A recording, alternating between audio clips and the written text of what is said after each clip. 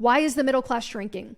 It's important when we talk about personal financial situations to understand the economic and political context we exist within. Between January 1976 and June 2022, the income of the 1% has grown 267%. In 40 years' time, the incomes of the 1% have nearly tripled in real terms. Compare that to the growth of the middle 40%, right? So it's 50 to 90%.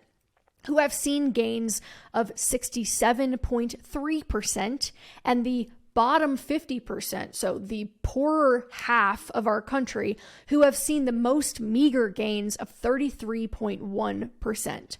Consider too that since the 1970s, far more women in households are working.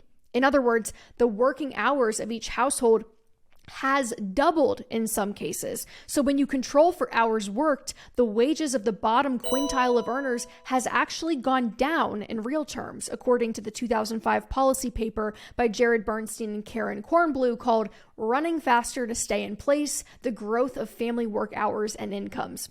Now, if you're anything like me, you'll hear these figures that the vast majority of our country's economic gains over the last 40 years accrued not just to the 1%, but often to the 0.1%, and ask, why did that happen?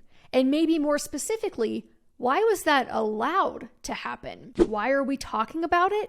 Because your personal finance reality exists necessarily within this context. To ignore our economic reality feels like giving swim lessons on the Titanic without also acknowledging that, like, hey, this ship is sinking.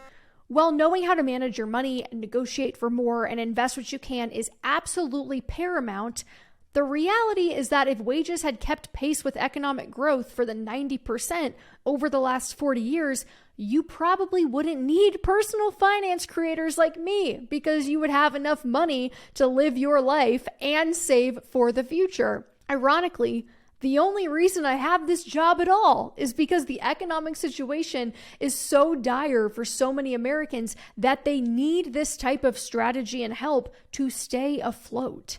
And those who don't get financial education, they end up falling farther behind. In some ways, it feels like personal finance is the last line of defense against a bad situation that is continuously worsening.